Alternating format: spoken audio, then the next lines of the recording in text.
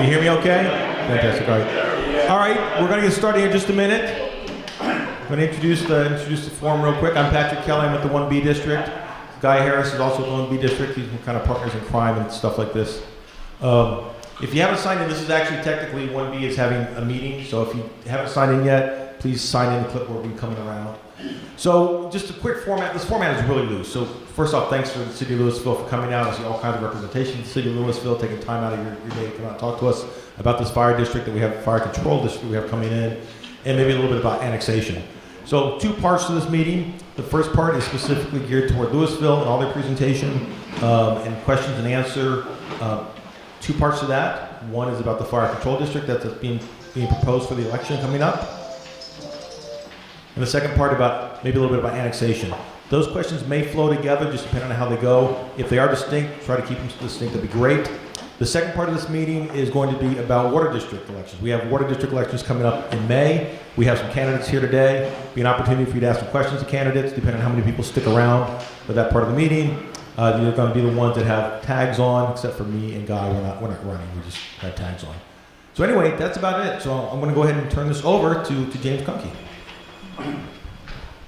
Thank you, Patrick, and welcome everyone. On behalf of the city, thank you for being here. My name is James Kunke. I'm the Community Relations Director, and I am a small part of the team we have for you this evening. I want to start by introducing our team. You're going to hear from most of these people this evening. We have City Manager Donna Barron, Assistant City Manager Melinda Galler. We have Fire Chief Tim Tittle. We have our Finance Director Brenda Martin. I'm going to skip to the end as Police Chief Russ Curbo, and next to him is Assistant Chief Deaver. And then Assistant Fire Chief McNeil is back there in the comfort of the sofa. So we are very pleased to be here. We hope to be doing some more of these and getting out here and talking to you directly and telling you what's going on and where things are moving. A couple of housekeeping things. If you're not familiar with the building, if you need to use the restroom, it's just straight down the hall on your right. Women's first, men's second. When we get into the discussion, we are, as Patrick said, going to have really kind of three parts. We're going to start the presentation up here about the special election being held on May 5th, and that involves the Fire Control and Prevention District, the Fire District. And we'll talk about that a bit, give you some history of that, give you some information about that. We're not here to tell you how to vote. We're here to just encourage you to please vote and make an opinion on that. Afterward, we'll take questions about that topic. Now, we want to try and stay off of bunny trails, but I know there's going to be other questions you might have. So on this side, I've got two sheets. You'll see one says short-term parking, one says long-term parking. The parking lot is where we put things we're not quite ready for yet, but we'll get back to them. Our goal is tonight we're going to answer every question you ask as best we can. So if you ask a question during the election discussion that really is a different topic, we'll put it on short-term parking. We'll come back to it before we finish for the evening. If it's one that we need to go back and do some more research on, we don't have an answer, we need to look some things up and find that out for you, that'll go on long-term parking.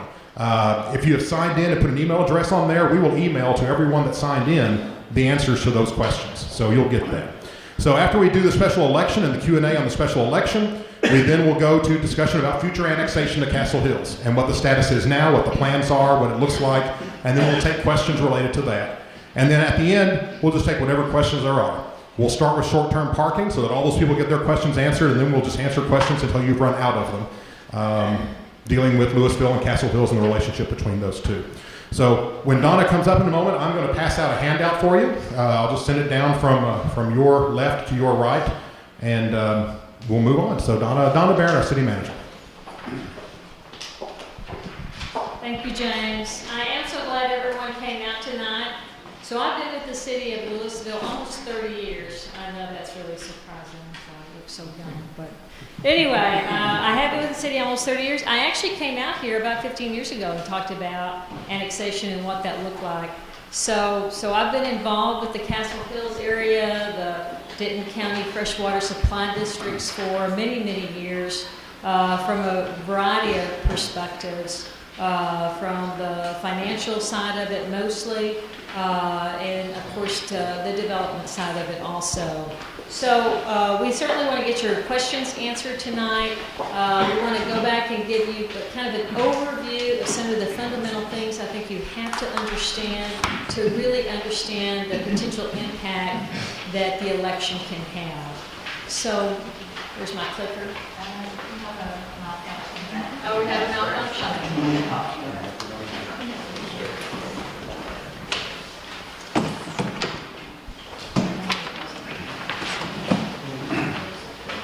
Everybody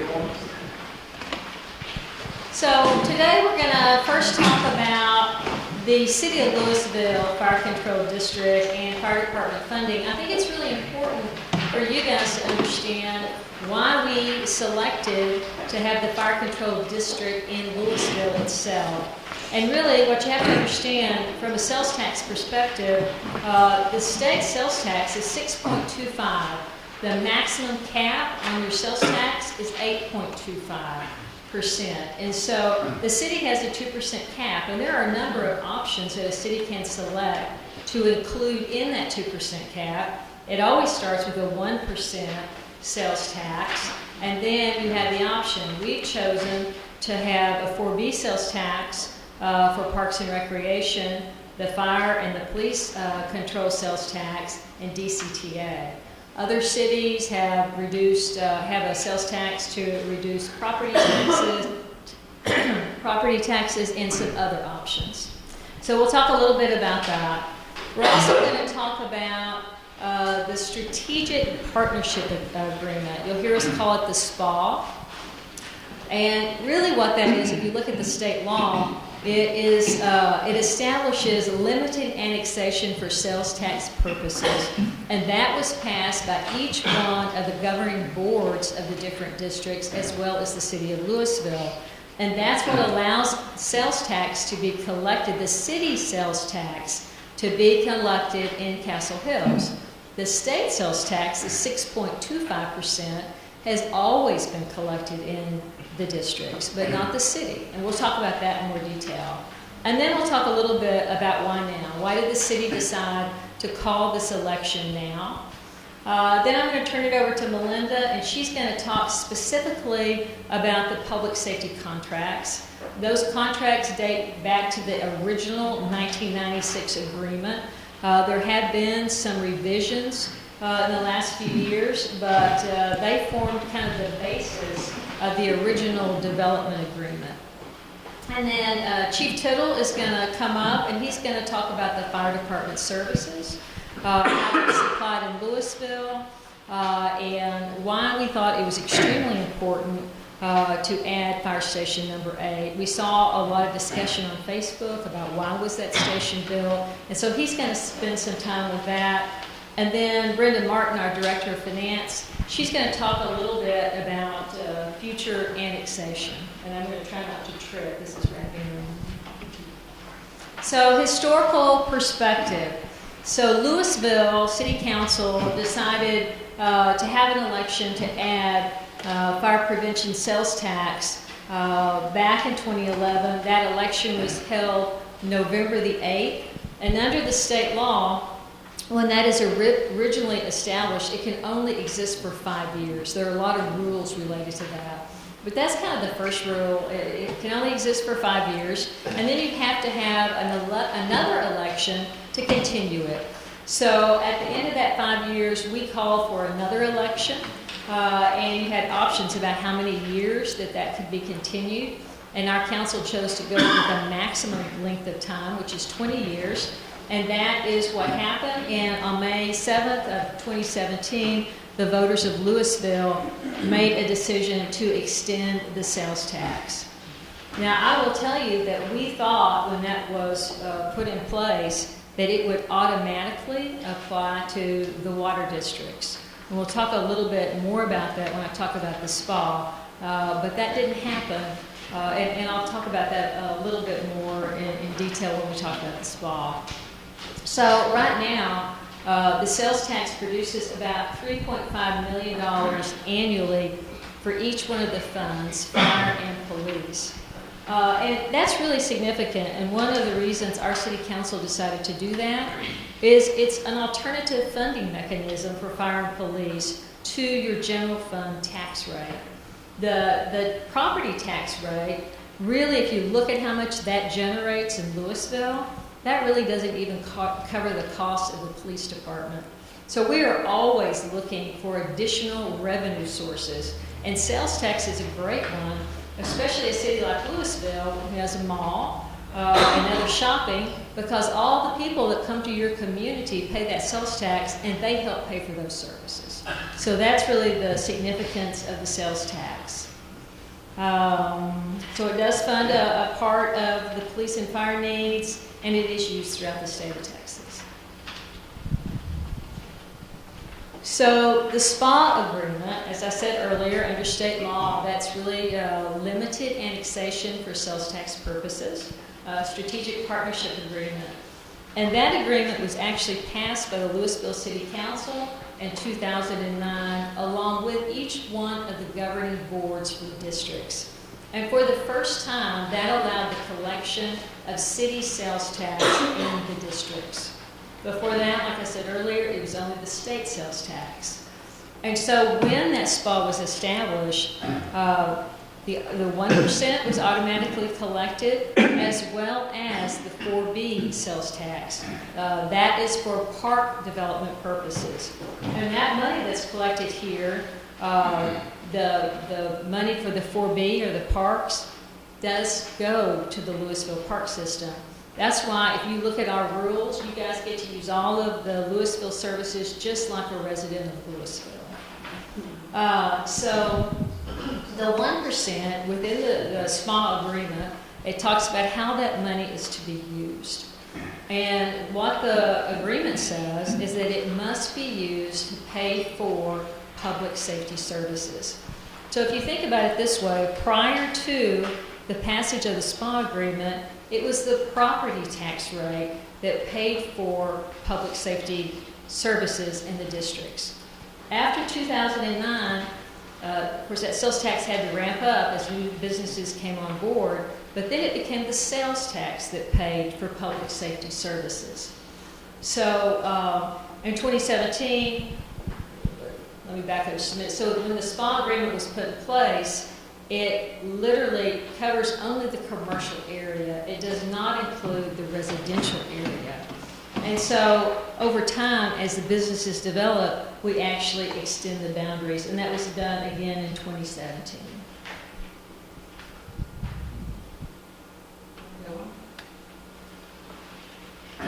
So why now? Why call the special election? As I said earlier, with the park or the 4B sales tax, once the SPA agreement was put in place, it was automatically collected here. And really, our attorneys thought that fire control and crime control would be also. But we got an opinion from the state comptroller's office, and basically they said no, it had to be actually an election. The law was really not written to allow us to extend into the districts. And so during the legislative session in 2015, we asked for the law to be changed so that we could extend the boundaries into the districts, and that was passed by the state legislature for the fire side and not the police side. That's why you see only the fire side it being this election being brought up at this point in time. Right now, on the fire side, it actually generates, or we estimate it will generate about $200,000 here in the districts. It's a minimal amount, but that should grow over time. But one reason we looked at it, we certainly would like to see the sales tax collected in the districts, the categories be the same as Lewisville. So even though it pales in comparison to the Lewisville sales tax, it is important, we think, that they match, that it can only be done by a special election.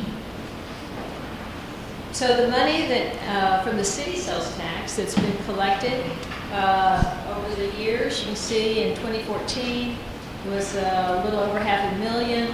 It's grown to 2018. It's projected to be $1.2 million. That does again pay for your public safety services. And once they're paid for, there's a 50-50 split. 50% of the remainder goes to Lewisville and the other 50% to the district. And that money has to be used to retire the debt. So Melinda, you want to? Thank you, Donna. So I want to talk a little bit just about the public safety contract. And because it's a combined contract, we'll just touch briefly on law enforcement services too. So for police services, the actual cost of the contract to the district for 17-18 is $295,296. So the way that breaks down, we provide basic police services. So what that means is our patrol officers respond to all calls for service that originate in Castle Hills. The contract also says that officers will do drive-through as time permits, but we don't actually do patrol.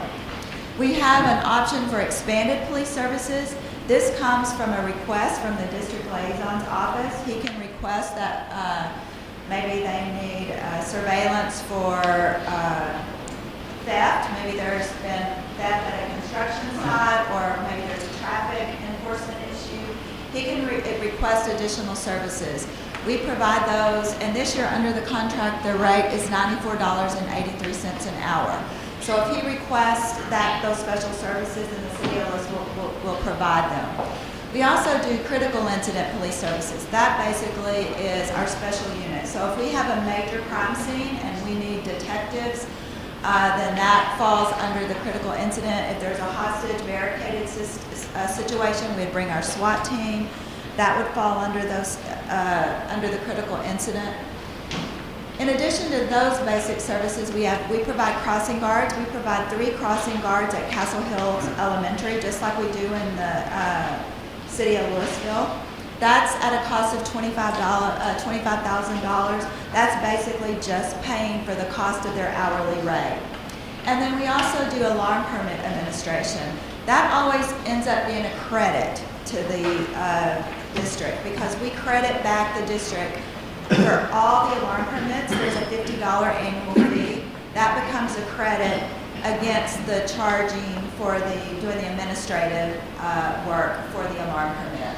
So that's how the services are $313, but the actual cost ends up being $295,000 for this year.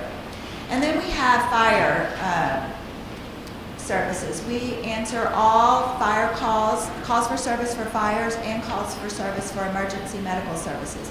So the Castle Hills gets the exact same services for fire that Lewisville residents get, except for we don't do fire investigations or fire inspections. Those come from the county, and Tittle will talk more about that.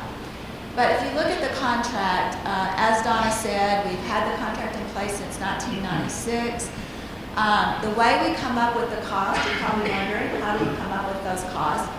The cost is based on the calls for service from the previous year, from July 1st through June 30th. So we look at how many calls there were during that time period, and we project that many calls for the next fiscal year. So for example, if you look, projected calls for service for police were 2,200 in 15-16 up to 2,943 in 17-18. The way we determine what the cost for our services is, we changed that in 2015. The council at that time said that Lewisville citizens, they didn't want Lewisville residents to subsidize costs for services. So we did a cost allocation study to actually determine what is the cost of those services. So you can see, for example, the cost for a law enforcement call, including the dispatcher, the patrol officer, the equipment, all of that is $107 per call. We did that allocation in 15-16. We have not updated that. We're in the process of updating it right now. So what you'll see, that cost has been flat for 3 years. Even though the cost has increased, we've given employee raises, the cost of our health insurance, our benefits, the equipment, all of those have gone up. So the only increase in your total contract cost, it was $509,482 in 15-16. It's up to $641,000, but that is all based on calls for service. Now next year, the flat cost will be adjusted based on the cost allocation study. So you will see a difference, and also then based on the calls for service. The chart, I didn't bother to put the alarm permit administration or the crossing guards. That's pretty straightforward. So just kind of to give you a perspective of the entire budget for the city of Lewisville, as Donna talked about the general fund budget, general fund budget funds a little over $20 million for fire and EMS services. That includes all the admin and running the 7 stations that we currently operate. The fire control budget this year, we expended about almost $4 million expenditures. Now, one thing we've done for the fire control district since 2012, we've been putting money aside to save money to be able to build Station 8. So that money was collected, and this budget year was actually authorized to be expended. So that station is being built right now. Should be finished in September, October, and it was $6 million. We also pre-funded or put money aside to fund a ladder truck, which will be the second ladder truck in Lewisville. That piece of equipment, the truck and the equipment was $1.6 million. That truck has already been delivered. So that was our planning over the years to make sure that we had the ability to fund that when those services were needed in Castle Hills. Now the law enforcement budget, the general fund, does almost $25 million for the law enforcement. And then again, we have almost $4 million coming out of crime control.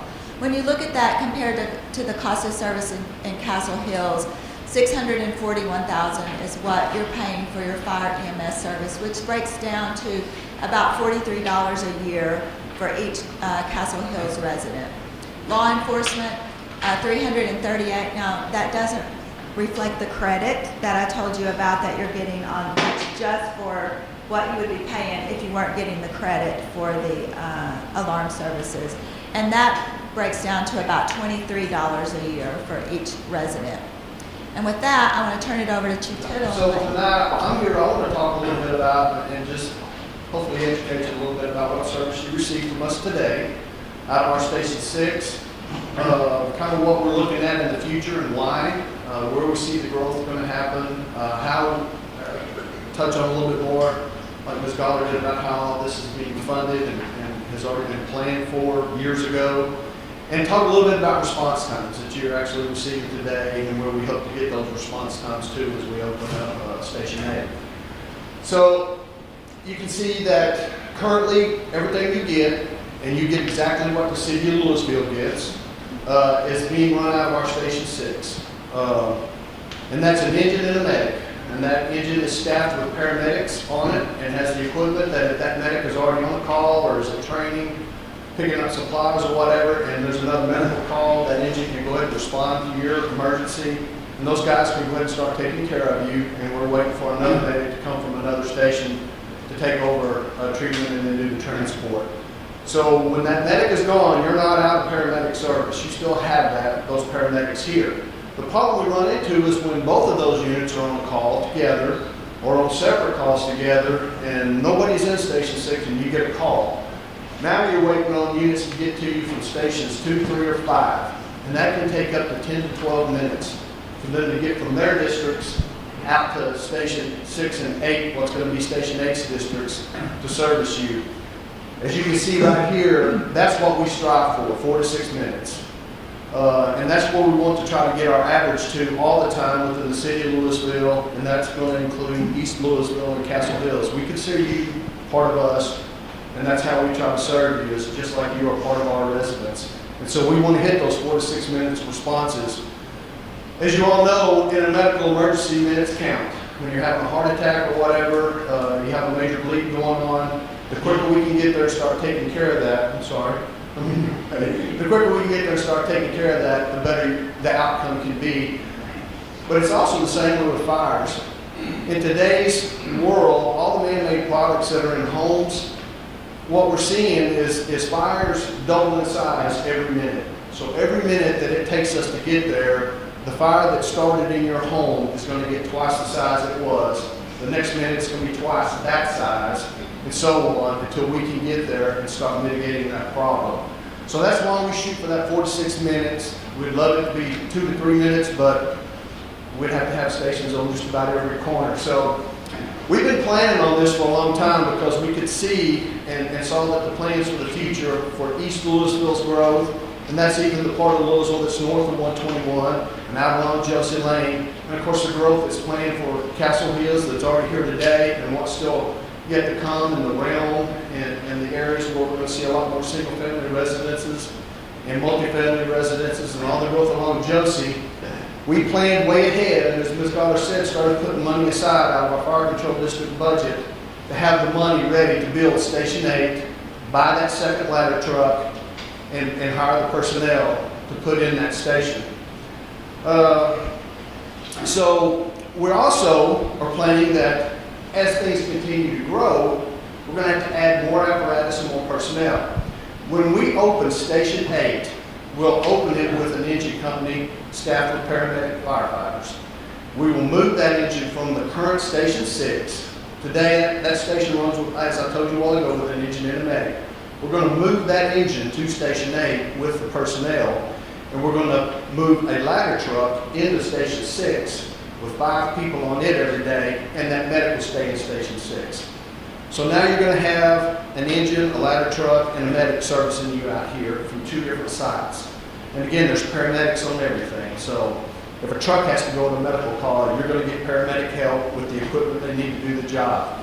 But as call volume dictates, and our emergency calls for service go up, our plans are to eventually add a medic at Station 8. So we'll be running an engine and a medic at 8s, and eventually add another engine and a battalion chief at 6s. So this area then would be serviced with Station 6 will have a medic, an engine, a truck, and a battalion, and 8s would have an engine and a medic. And this again has been plans that we've had, that we see the need for probably since the early 2000s. We've been planning this stuff. So next slide. So I want to show you our layout of our stations. And there's a reason you see these red circles around all of our stations. Here's our current main body of Lewisville. Stations 1, 2, 3, 4, 5, out here 6, and here's our Station 7.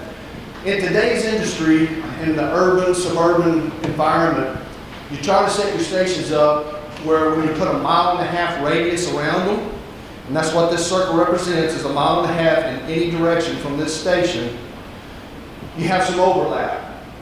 And in that 1.5 mile radius, we feel like we can cover that 4 to 6 minute response. But if that station's busy and a call comes in this district, your secondary stations that overlap into this district with their radiuses can hopefully get there again within that 4 to 6 minute response, maybe just a hair over. But we have better coverage this way. And then the reason that you see Station 7 stuck right here in the middle is because that's currently where our only truck resides in our battalion chief. And that's pretty much dead center in the city.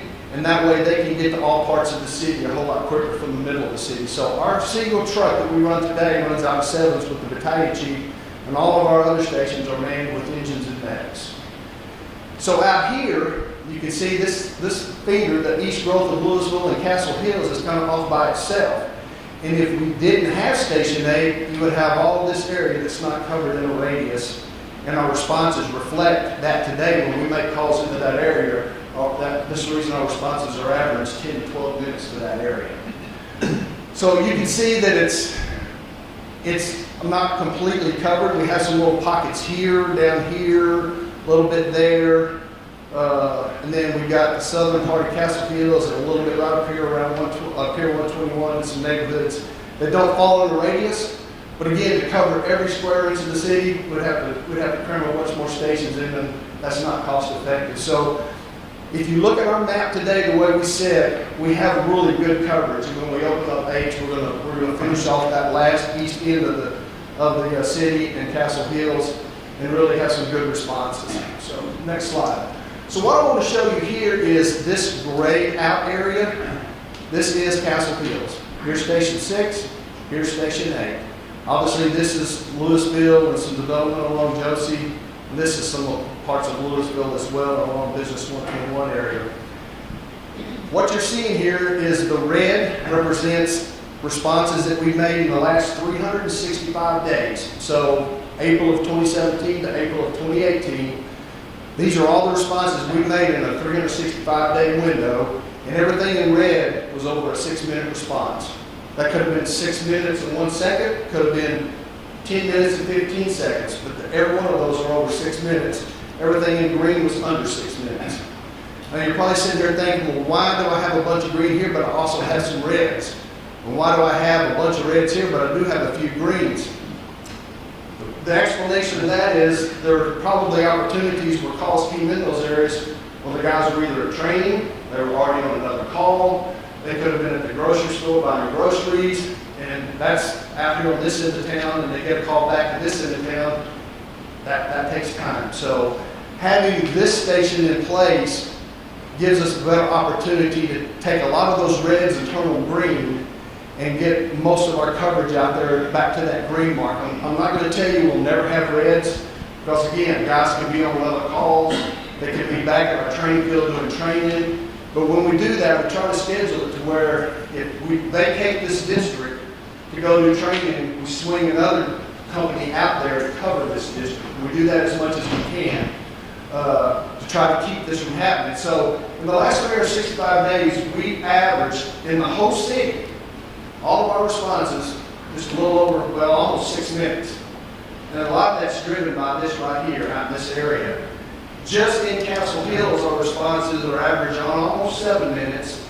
And when Station 6 is not available, we're averaging almost 9 minutes. So that's what a lot of these reds are.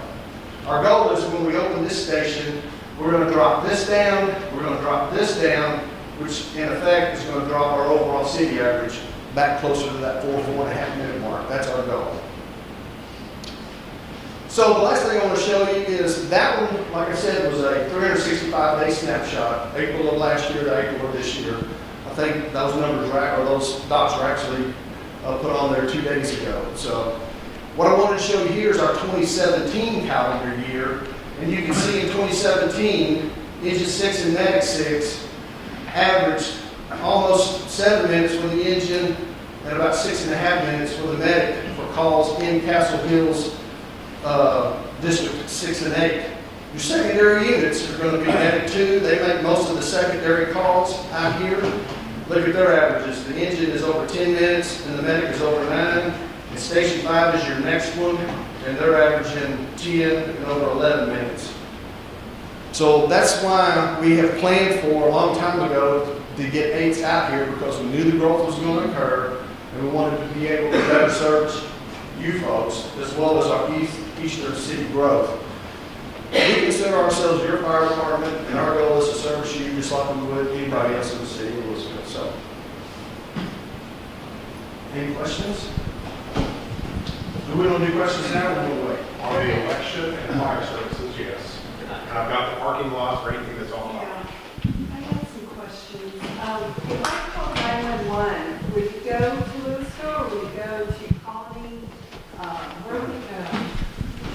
So, and I'll let Chief Kerwell jump in too if he needs to, but yes, the way everything is set up for out here, it should go to our dispatch center, but you could maybe be a little bit on the southern end of Castle Hills, closer to Carrollton, and it might hit a different tower and hit a different PSAP, but they're gonna shoot your call once they realize where you're at to our dispatch center. That's correct. Does that cover that correctly? Okay. Yes. I'm looking at him because he's over communications, so I don't want to put words in his mouth, but yes, ma'am, it should go to our dispatch center. Okay. And then another question along the same things. If, I always hear cities work together. If Carrollton has a fire station on Josie as well, can they respond to something? Yes, and Melinda, can I get you to back up like 2 slides to the radius map? So this is something I meant to point out and I didn't. As you see right here, we actually overlap into the Colony here. We overlap into Carrollton down here. We overlap into Carrollton here. We overlap into Coppell and a little bit of Flower Mound here, Highland Village and Flower Mound here. If we were to put the Colony's stations in here, draw radiuses, and Carrollton stations in here, draw radiuses, and Coppell's and Flower Mounds, we would pretty much cover this whole map. So yes, we have a really good working relationship, mutual aid, automatic aid response partnerships with our neighboring cities. We answer on a lot of their first alarm calls. They come in on our calls. The one thing that you see though that we really, in today's world, in today's automation, that's the one thing we haven't been able to master yet is if we get a call and these units were busy and Carrollton would be the closest, by the time our dispatch calls their dispatch and then their dispatch dispatches them out and hoping they're in the station, there's still about a 2 to 3 to 4 minute delay that we can almost get our 2s or 5s there just as quick. We'll still call them and get them rolling in case they can get there quicker. We haven't been able to master that delay between dispatch centers yet, and we're working on it. Our communications and IT departments are trying to work with our neighbors to try to tie those together to where those are automatically sent to their computers and they can get them bumped out quicker. So we're working on that, and hopefully in the future it's going to get better, but right now that's one of our problems that we face. But that's a good question. And I have one more question. Sure. Sorry. What does the battalion chief do? You mentioned one of these is going to have a battalion chief. but So not- yes, ma'am, our battalion chief currently, we run with one battalion chief, and he's responsible for everybody that's on shift that day. And he goes to all major incidents like rescues, structure fires, anything that has multiple units on it, and it's a large scale emergency. And he's the one that gets there and is basically in charge. He's making sure that we're doing our jobs, keeping our guys safe, we're covering all of our bases. And eventually we're going to get busy enough and we're going to have enough captains on duty every day that his span of control is going to get to be such that we're going to need one out here. All of this growth that's still yet to come along here in the realm and all down in this area is going to be multifamily and what we call mid-rise, but high-rise buildings, a lot of density.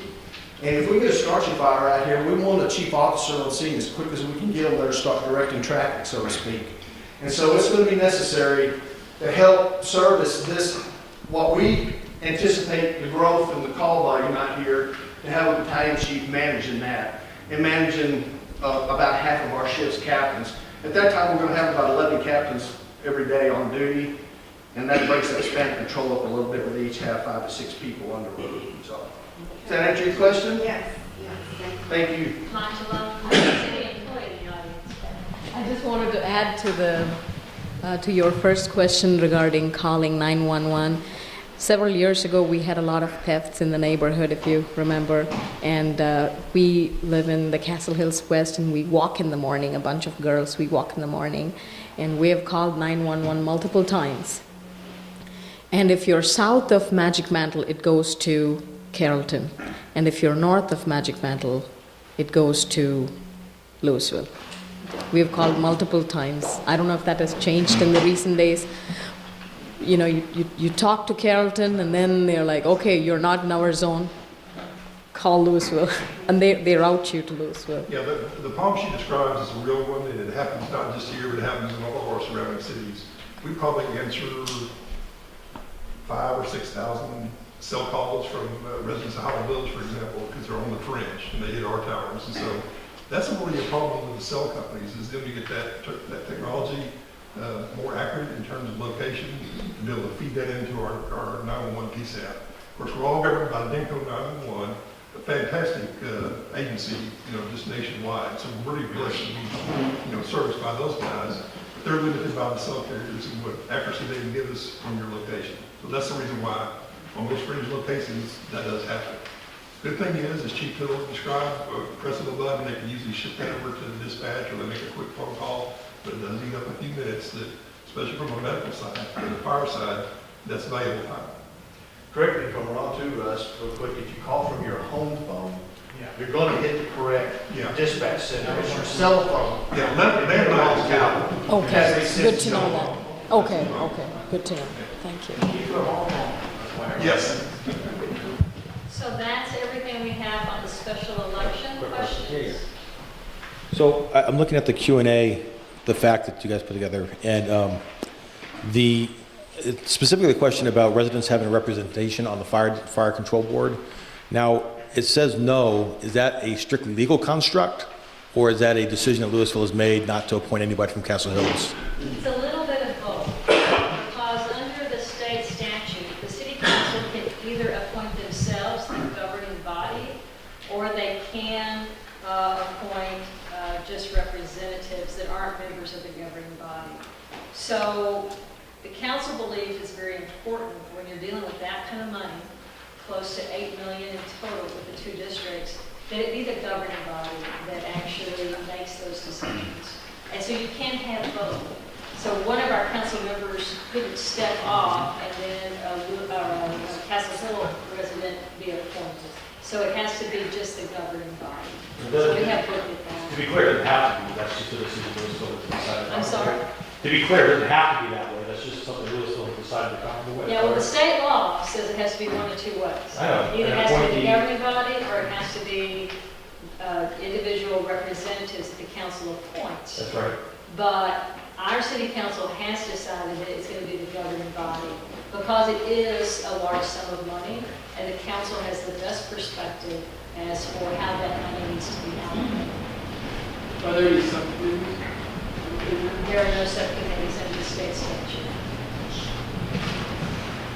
What happens if sales tax is volatile?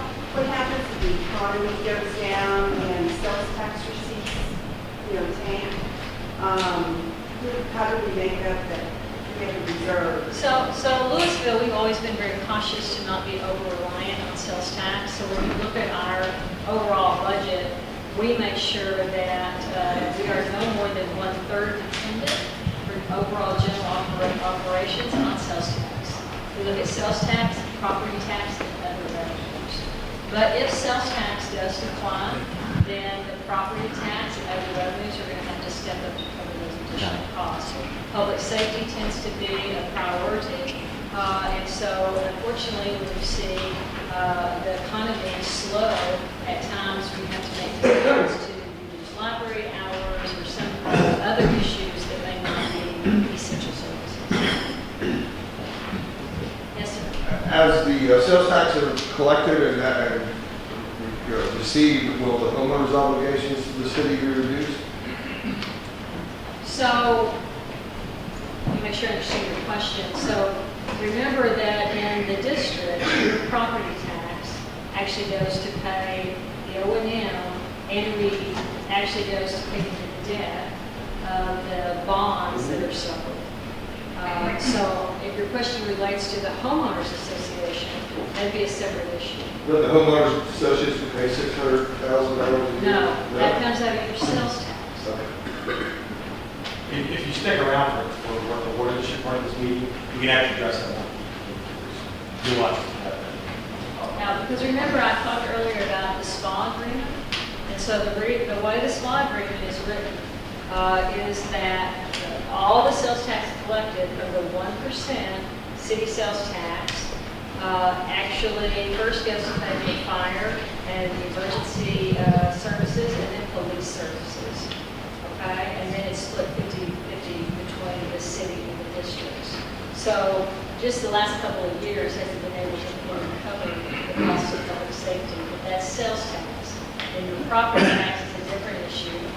And again, that pays for the debt on the bonds that have been sold. And then totally separate, not through the governing bodies at all, is your HOA. And just to add some specific numbers to that, you see here this year is projected to bring in $1.2 million in the sales tax just in the Castle Hills businesses. The total for the public safety services is around $950, $970. So that leaves a little more than $200,000 left after.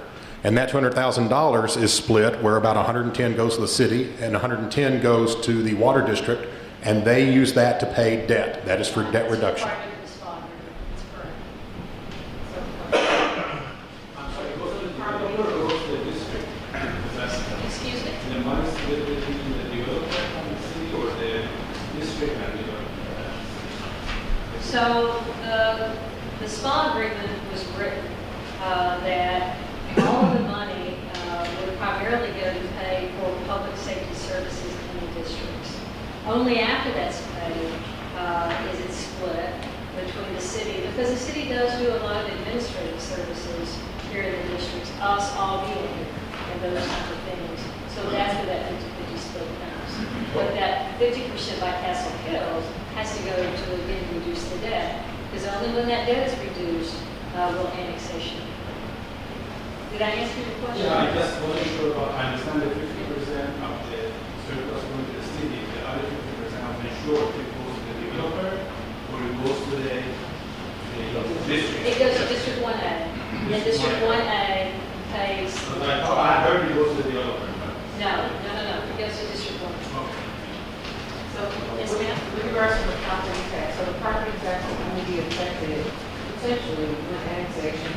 When annexation occurs, if it occurs, that's when we need to have a positive impact on the amount of our property tax. Yeah, we're gonna get into that in just a moment under annexation, but yes.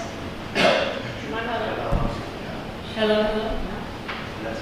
Yeah, only when annexation occurs. So what happens at annexation, the various district boards go away, and those individual tax rates go away. The city actually assumes all the remaining debt of the districts, and it's the city's property tax then that you have, which is 43 cents right now, compared to, I think your lowest is 61, we've got that slide.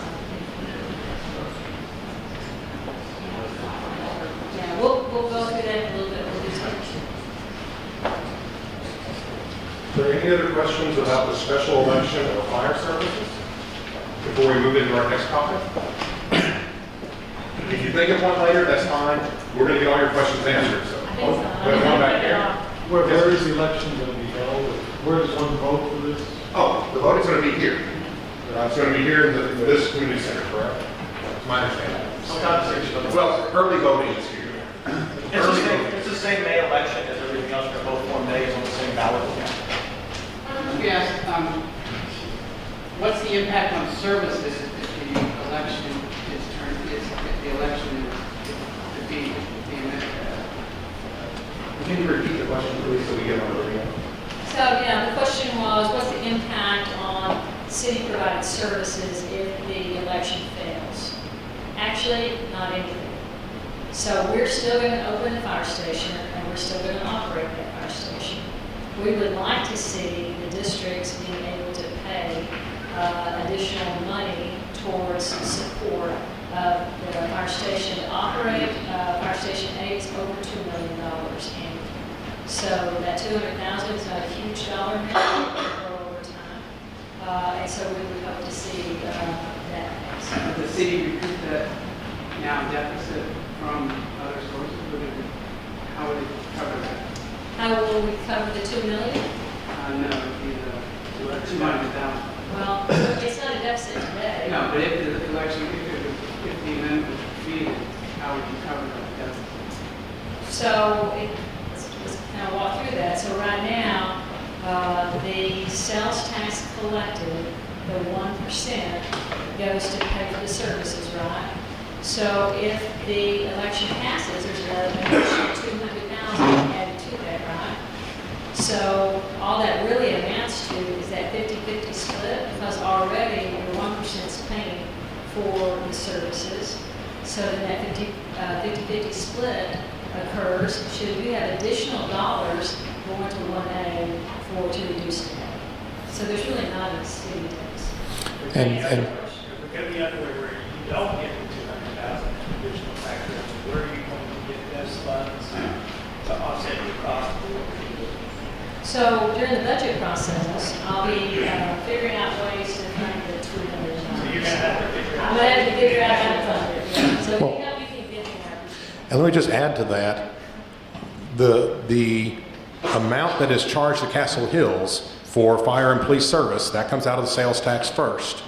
If it exceeds the amount of sales tax, this year it was $977, there was $1.2 in sales tax.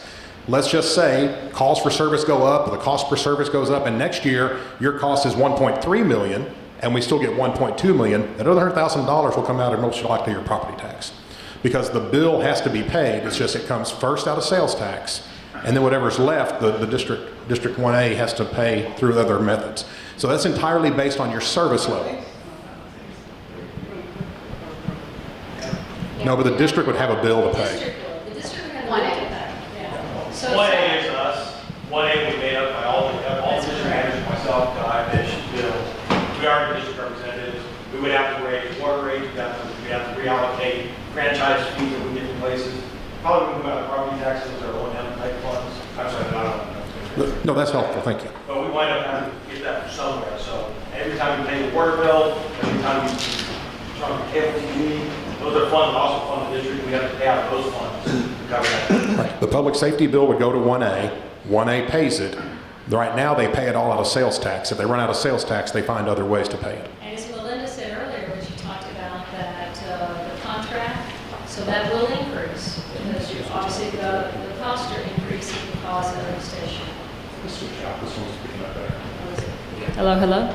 Yes, ma'am. Okay, so this election is vacant, correct? That's correct. Okay, just to clarify, early voting is not here. All Castleville's residents will early vote. The closest location is the Castleville's, Carrollton Library. On So- election day, you can vote here. Okay. Election day here, I just want to make sure people don't come here on early voting. They have to go to the Carrollton Library. Kelton Library for early voting. Okay, thank you for that clarification. Yes, sir? So I'm just trying to go back to understand the representation thing. So from the rest of the city point of view, the districts that are represented on the city council, what is the financial impact of each one of those districts for fire district services?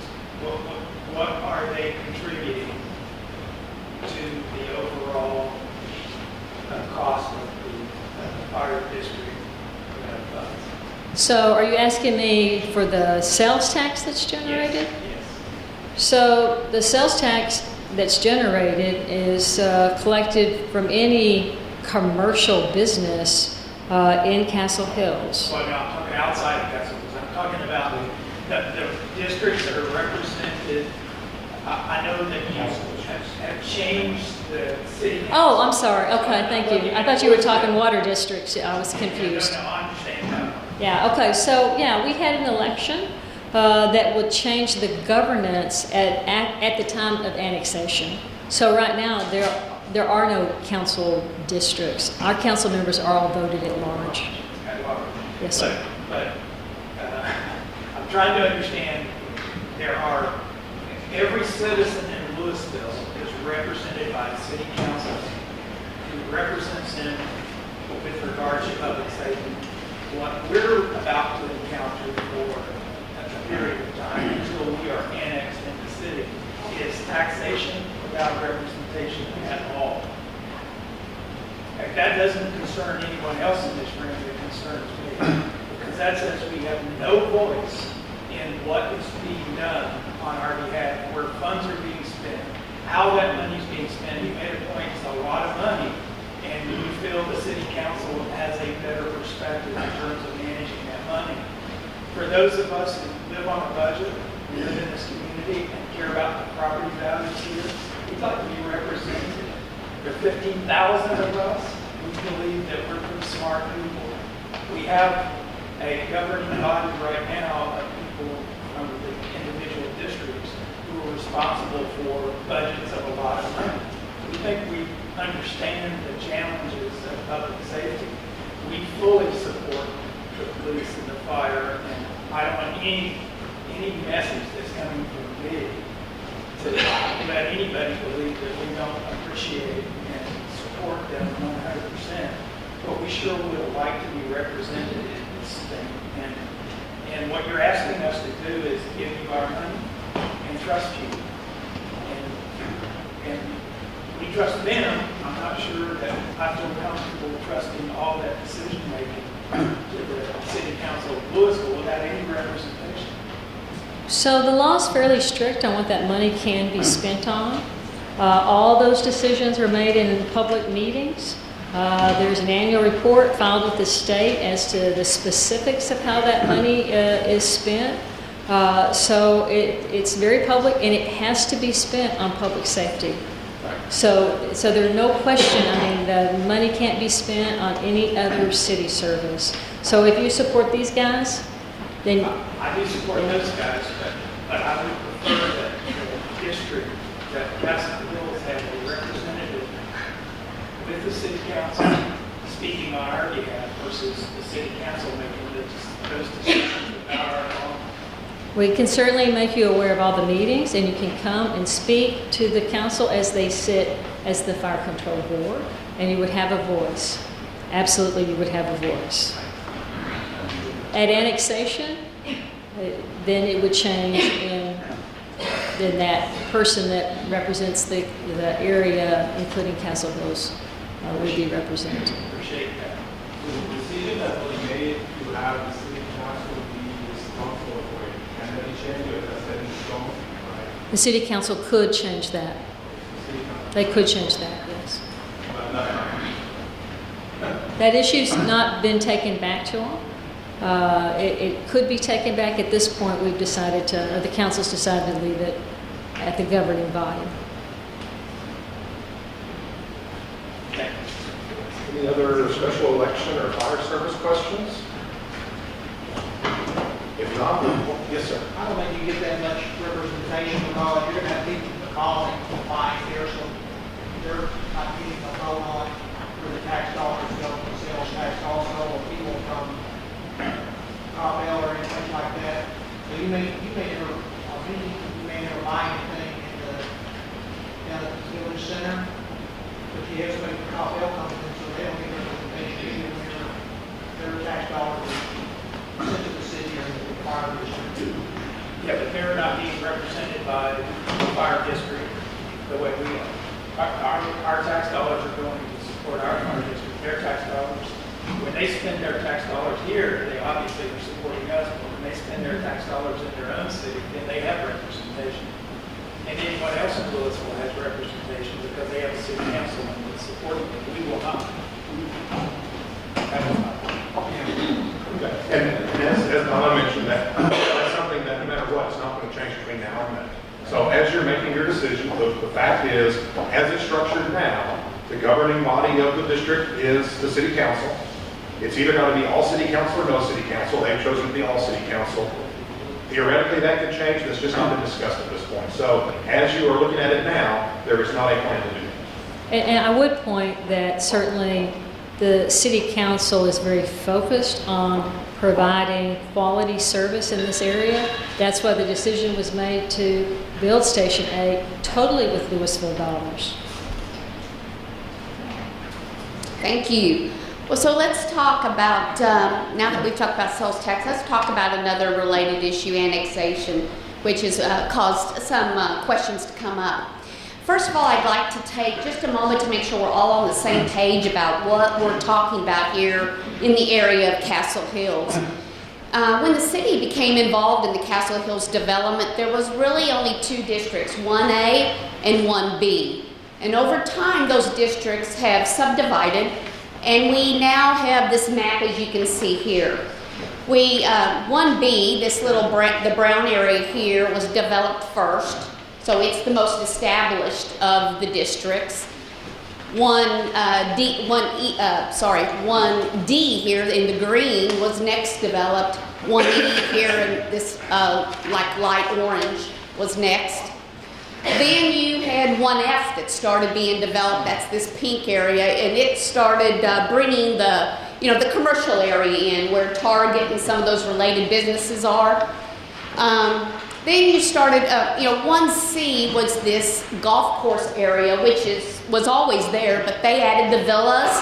We've added this little area down here next to Hebron Parkway, and then it started becoming developed, which brings us to the last two districts, 1G, which is this yellow on this side and up here, and 1H, this purple in the middle. And they are the most undeveloped of all the districts. They are just now in those early stages.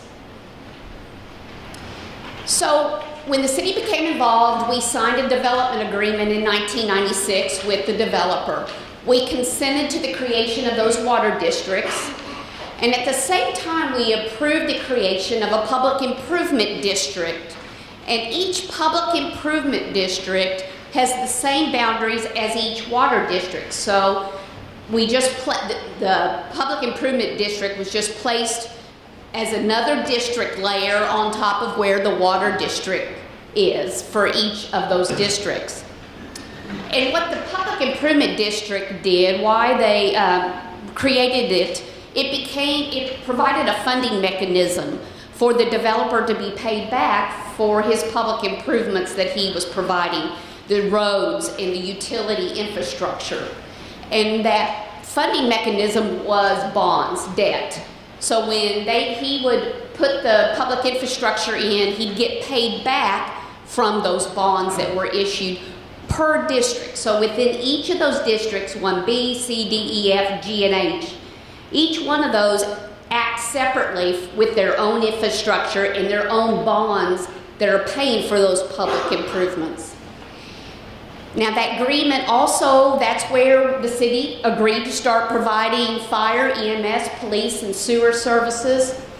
At the time we entered in the agreement, there was already a water agreement with Upper Trinity Regional Water District to provide you water. But we also began, the 1A managing district started asking us to supply water for properties north of FM 544. So depending on the district you live in, you may be getting your water source from Upper Trinity, or it may be coming from us.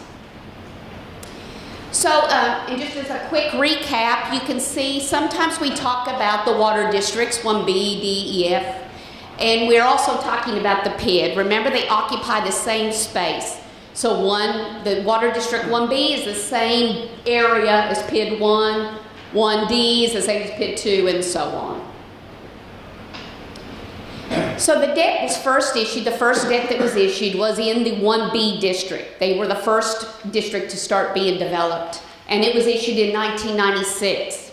So as development started occurring, the infrastructure started going in, and those residential homes, mainly residential there, you do have the village shops, but as that infrastructure and those properties got more established, property taxes and property values increased.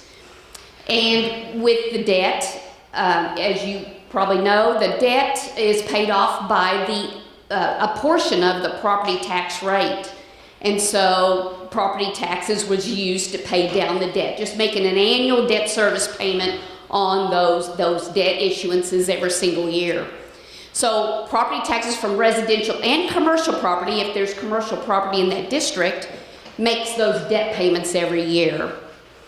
And so every year, obviously with like 1B, who's been around, that district has been more established and has been around longer, they've been making debt payments a lot longer than, say, the District 1G, 1H, which is in their early stages of development. They just haven't been around long enough to start paying on their debt a lot. So at annexation, what happens is the city must assume all liabilities. A big portion of it is the debt. But sometimes the developer will develop their public improvements, and they only have they had an authorized amount of debt that was issued. That was the only amount that was capped for each district. That was voted on at the beginning in the creation of the district, and they can't go above that debt limit without another vote. So at times, after they put the public improvement districts in and they have those debt fully issued, they may still be putting a few public improvements in, and this may be where you have seen or heard of that there's some developer liabilities. And at annexation, the city must assume those liabilities as well. So we're looking at the debt, but we're also looking at any of those developer liabilities that may be out there per district. Now, one of the things our city council has always said as well is that they told the current city of Lewisville residents, we won't annex any district if it means a tax rate increase for you.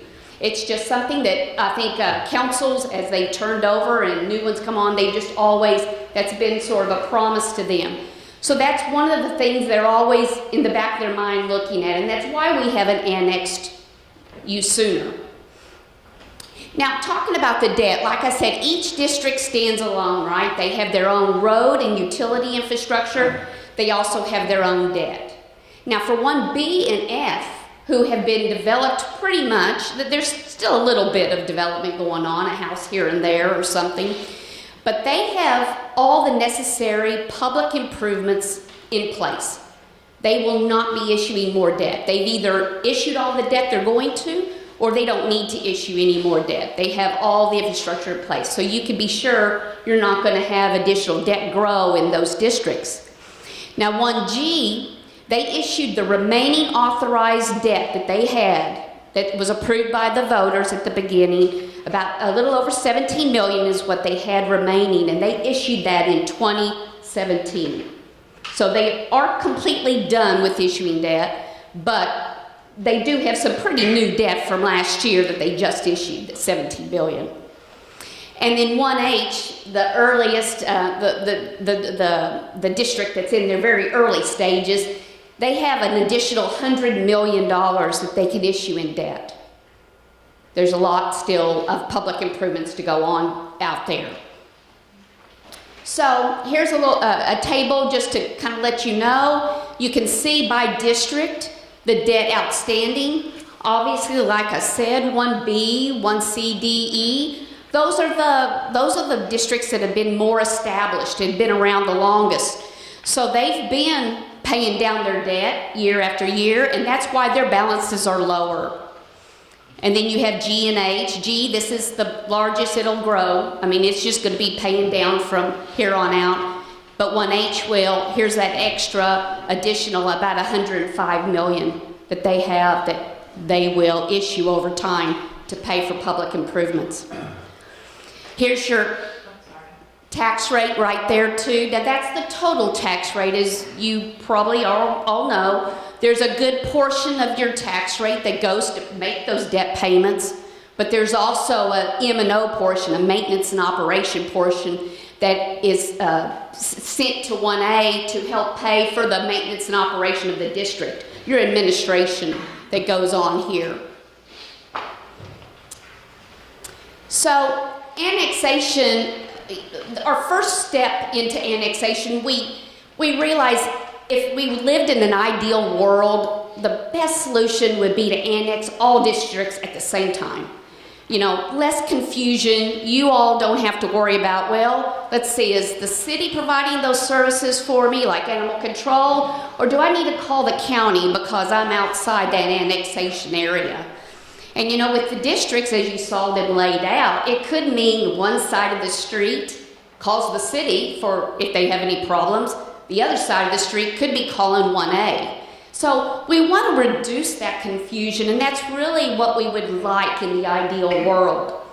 But we realize that 1B and 1F with the lower debt, the lower debt amount, we are projecting we probably could annex those districts as early as 2021. And that's meaning that the property values do come into the city at that time. But again, we have to assume all of the debt. We would probably refinance that debt immediately because we could probably refinance it under the city of Lewisville umbrella and under the full faith and credit of the city. We could probably get a lower interest rate and help reduce that.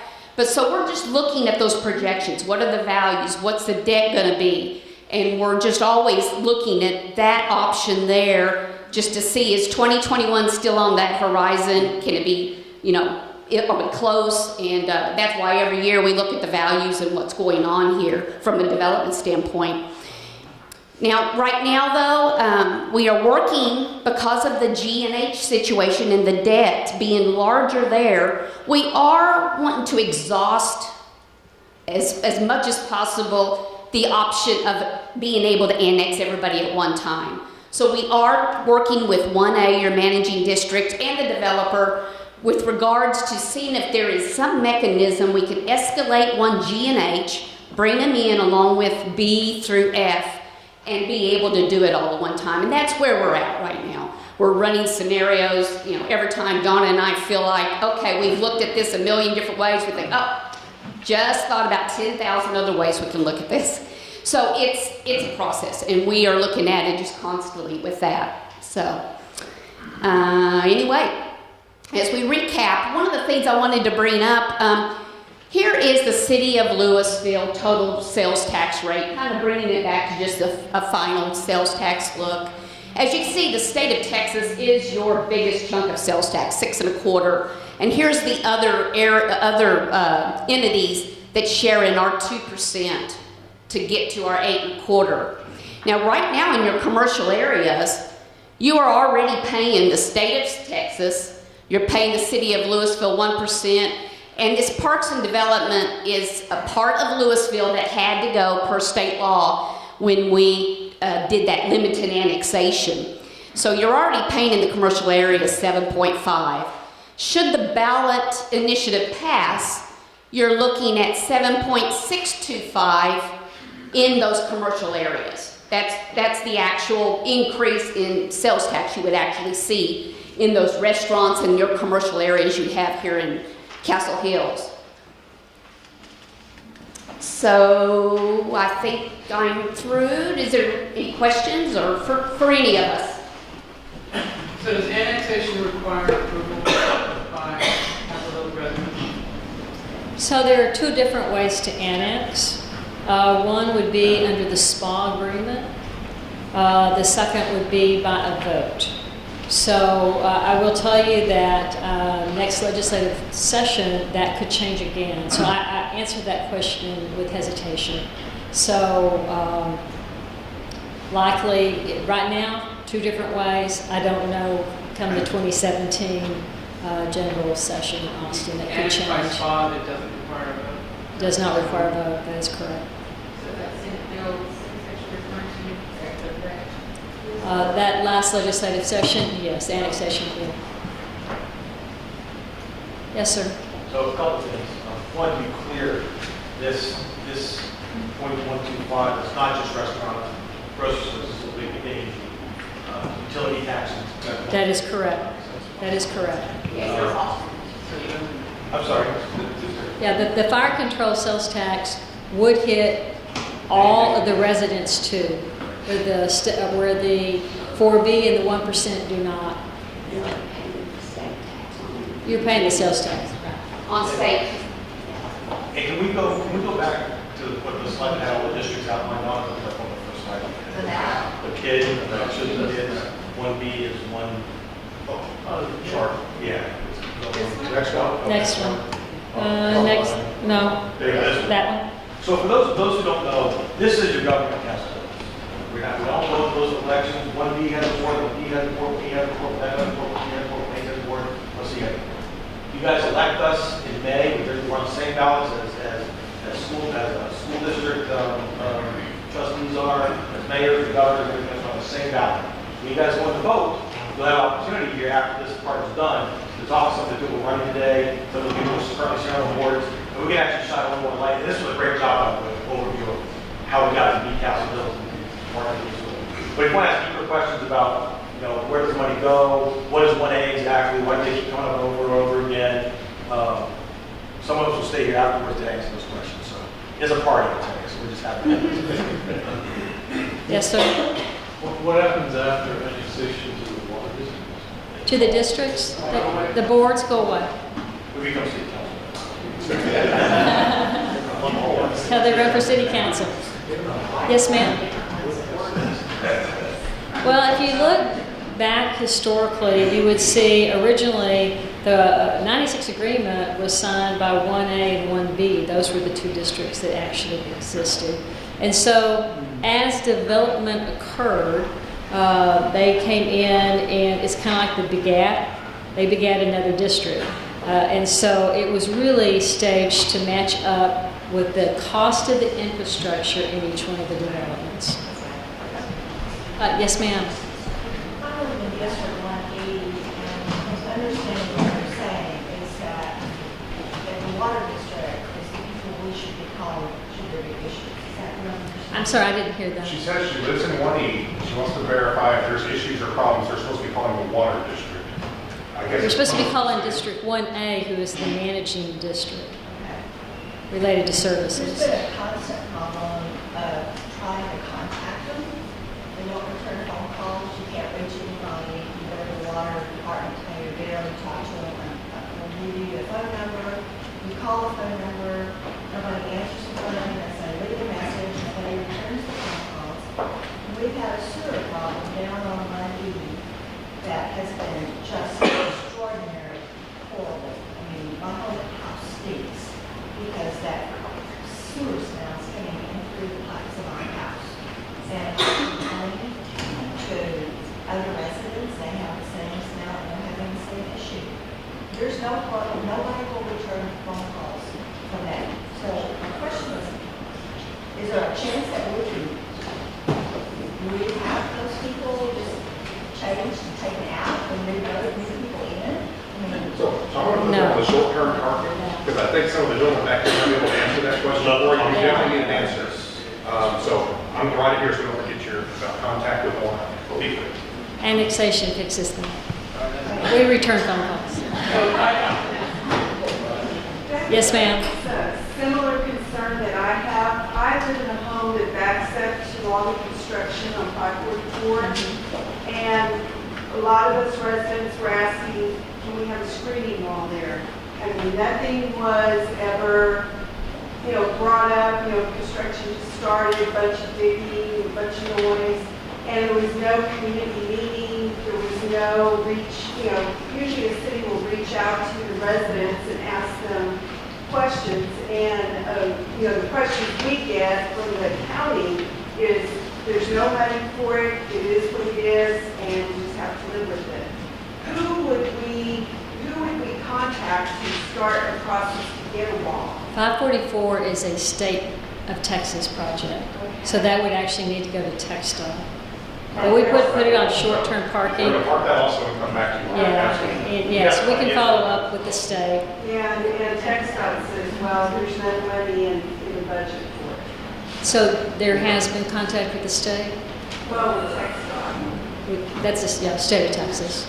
So, but we can follow up on that. Yeah, we'll follow up on that question tonight. Any other questions related to annexation or future annexation or plans for? Yes, sir. Will the Castle Hill sales tax automatically increase to 6.25 after annexation? The sales tax is already, the state portion is already. To 8.25. Yes, at annexation, the DCTA sales tax automatically applies. Only the fire control and the crime control do not automatically apply. To get the crime control to apply, we will, if this election is successful, then we will ask for the crime control statute to also be changed so we can extend the crime control sales tax also, so it will match the Lewisville sales tax at annexation. Yes, sir. If the annexation option of doing all the districts, you cannot figure out how to do that, will you go ahead and move for annexing just anywhere? That's a city council decision, and there are lots of issues that we're going to have to work through. One would be, how would services be provided? There's a lot of complexity. Your water system is a whole system, right? So we have to figure that out. And certainly we will begin discussions related to that. So certainly we would like to at least be able to annex those districts that we possibly can as early as 2021, but there's just a lot of issues to work through. So 2021 is the earliest. It's the earliest, yes, sir, from a financial perspective. Just for B2F. And B through I, yes. G&H is really a complex problem because they're just issuing debt now. But we're working with the developer, we're working with District 1A, we're hoping to find a solution. We'd like to bring it in all at the same time. If not, we'll have to take a step back and look at, how can services be provided with taking in just some of the districts and not all. So that's just another puzzle that we're going to have to solve.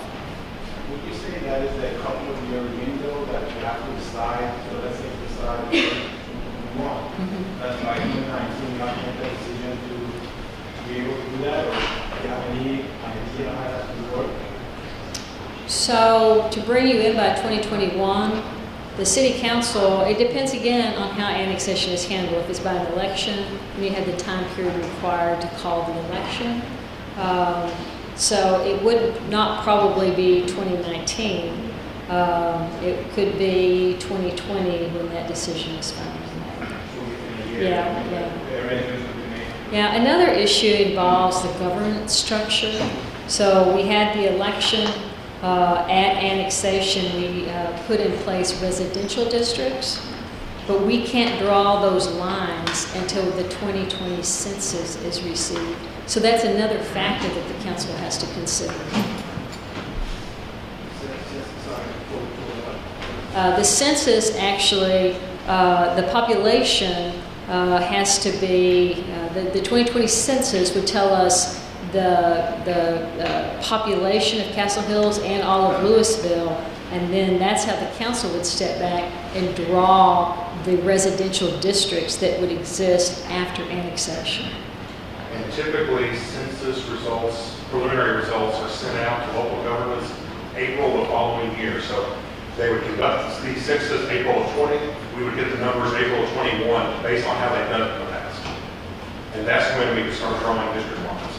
And that affects The timing, yes. So it goes back to the political lines.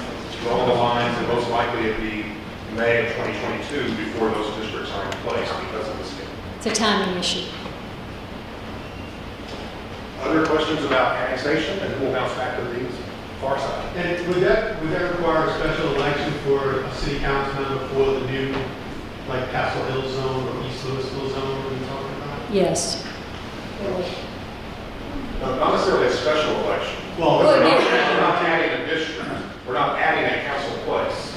They're just at the next regular election, there'd be districts. That's correct. And Castle Hills might be all in one, might be split among two. It depends on how those lines are drawn, but that would show up on the next regular election.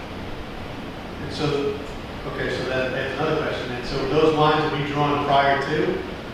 So based off the census? Yes, we have to receive the 2020 census to look at how the population shakes out. Okay. And that's when the council decides how to draw the boundaries. What are we talking about, what boundary lines For residential districts. So the council in Lewisville right now is voted at large. At annexation, the new governance structure would go into place, and it would be residential districts. And what that means is that a person has to live in a certain defined area, but they're voted on at large. And after annexation, we would have all of the. You would be, yeah, all the districts that are brought in, yes, full services. Full services, animal control, building inspection, all the services that the residents in Lewisville enjoy today. You were talking about two different, like, water sources in the city of Lewisville or the community. So there are different sources of water, and that would continue. So you receive right now, all the water north of 544 is City of Lewisville. The rest of it is bought from the Upper Trinity. Even at annexation, we would assume, the City of Lewisville would assume that contract, but the water itself would be provided by the City of Lewisville. The sources might be different. Yes, sir? What's the population of the city of Lewisville and how many city council members are there? So right now we're right at 100,000 in population, and our city council is 5 members plus the mayor, all voted at large. Yeah, the public services that are provided that includes roads and such, correct? Correct. Okay, I live in the reserves, and currently, we were told at our last HOA meeting that our road issues within the reserves, because it's a gated community, are our own problem. They're not paid for by anybody but our HOA dues. Would that change? That would not change. If it's a gated community, that means your roads are not public. And so if they're not public roads, they're the responsibility. That's not unusual for a gated community. They're the responsibility of that area. It's inside the movie gates. So even though we're paying taxes for roads. So the problem would be, you know, what was the source of revenue that built those roads? And it was probably, it was not the bond. Well, I understand that, but in the future, we're going to be paying taxes for the upkeep of the roads and the infrastructure and everything else, but we're not going to receive any of the benefits. Yeah, that's the same in Lewisville. We have a gated community today that also, I mean, we're not responsible for those roads because there's no public access to the roads. That's typical in any gated community. They kind of get the visit, right? It's gated. It's gated, right? The rest of the public can't drive on the roads. But you're right. You're going to pay taxes. Just like school tax. We're gonna pay taxes. Kids out of school, you're paying school tax. So along the lines of revenue generating, wouldn't it behoove us to have patrol in Castle Hills? Because I would think we could probably pay $20 million in debt just from ticketing the cars that are stopped in front of the stop signs or the fire hydrants or things like that, I would think we could pay that off pretty quick, prior to 2021. I mean, I just think it You'd be is writing a lot of tickets. revenue generating is something to consider if we're looking to generate revenue. That'd be a lot of tickets. Well, it would generate a lot of money. Russ, do you want to talk a little bit about police service and Sure. Yeah, that's a good point that you bring up about the citations. And just to go a little bit into the philosophy of law enforcement in general, we don't write tickets just to collect revenue. That's not the purpose of it. That's not the purpose of it. The purpose of it is to correct behavior. And so we do that a number of different ways.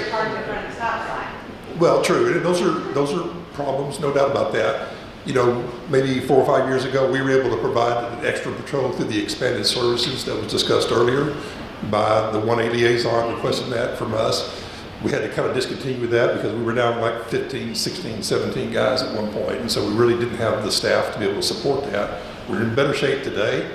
And likely we could do some additional enforcement if that's needed, because I've heard about that issue. I've heard about the cut-through issue to the Trinity Medical Center for 1E, I think it is. And so, you know, that's all a big issue. And if that's something that Castle Hills collectively wants, and you get your liaison convinced to ask for that, we can probably provide that service.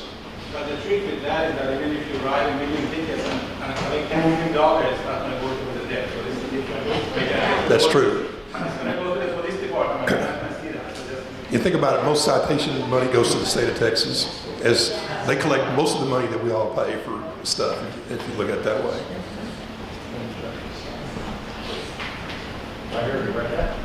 So would trash service change? I'll come pick up the trash.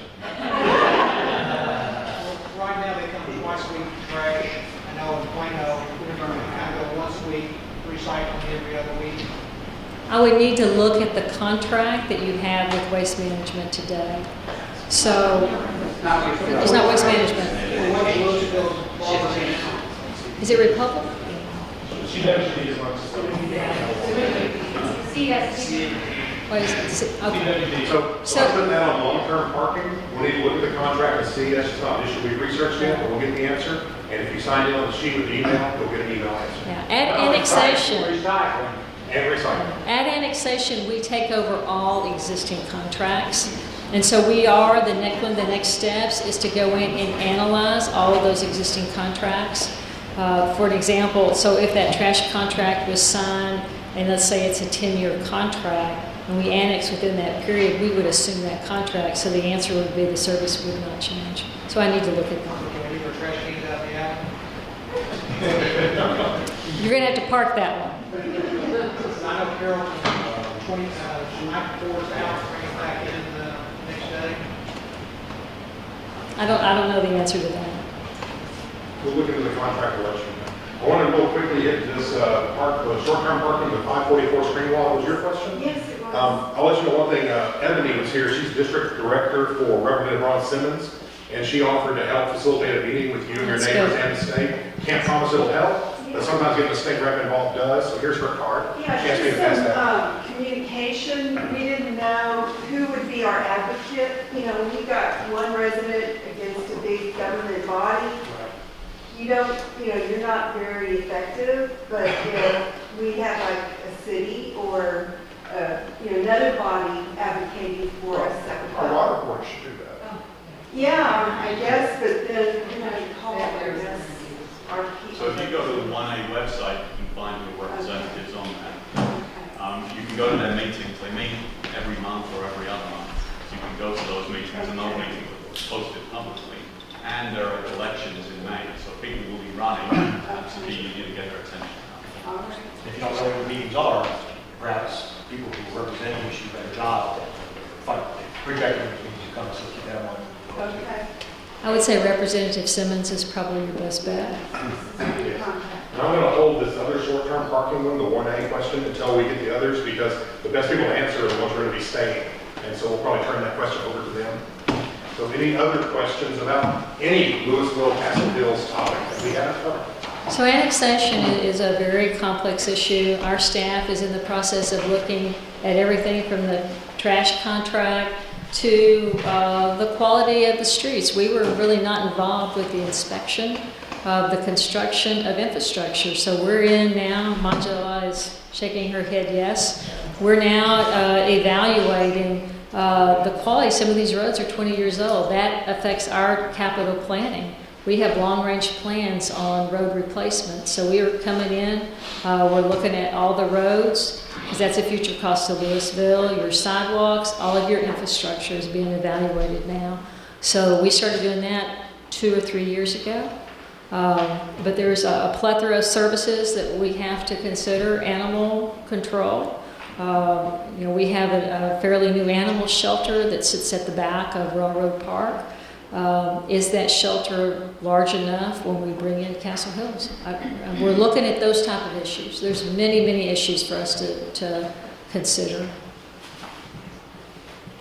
Any other questions? Yes, sir? Yeah, we are dealing with some noise issues in the middle of the night. We live in G, and the noise coming from F. We are the 24-hour witnesses. The cleaning company that the business hires, and they do cleaning at midnight. And they also use the blower to clean the streets. And it happens around 1 a.m. in the morning. But that happens a couple of times a week. And where this issue should be addressed? That would be District 1A. District 1A would have to deal with that issue. Because I called the police a couple of times. It was not emergency, nothing happened. But on the other end, that's the business side dealing with the residential. What's the issues there? And do they have right to clean the streets at 1 a.m. in the morning, even though they make noise? So I could answer that question if we had annexed you, because then you would fall under our ordinances. But you don't fall under the City of Lewisville ordinances. And so the police department actually enforces state law. That's all we can enforce in the districts. What is that ordinance? We have a noise ordinance. Yeah, in Lewisville, you have to stop work By 9 p.m.? by 9 p.m. Thank you. And you can't start before 7 a.m. So we have rules in place that would actually take care of that. But you guys don't fall under those ordinances. We enforce state law only. But is it for residential, or does it make difference for residential versus business? So are you asking about the current Lewisville ordinance? Yeah, you can't create noise after the 9 o'clock or before the 7 a.m. In Lewisville, regardless if it's a lawnmower, landscaping company that's operating that, or you personally. I mean, the noise ordinance does apply. Or business. Commercial or residential, you're saying it's the same ordinance? Yeah, same ordinance covers both scenarios, residential noise and commercial noise. Right now under state law, the disorderly conduct statutes would fall into play. It just says you can't create an unreasonable noise in an unreasonable place. But it's very subjective, as you can imagine, with that kind of language. And honestly, if that occurred in Lewisville, we would go and we would contact that company and say, y'all need to figure out a better solution. This doesn't work. That's how we would do it. And I think 1A could do that for you guys too. Thank you. Right now, the solution, reach out to the representative. To District 1A. Do the businesses over there fall under the district as well? Yes, yes. Other How do you questions? contact District 1A? We'll have to short-term that. There's If you Google, if you go out, and I can't remember, but if you Google DC, Kenton County Fresh Water Supply District letters, 1A, the first thing that pops up is the website from them. I can give you the phone number now. That's true. It's 972-899-4000. Any other questions? We really appreciate you guys coming tonight. We're going to try to do this more often, to come out and talk with you. I'm sorry? Sorry? Okay.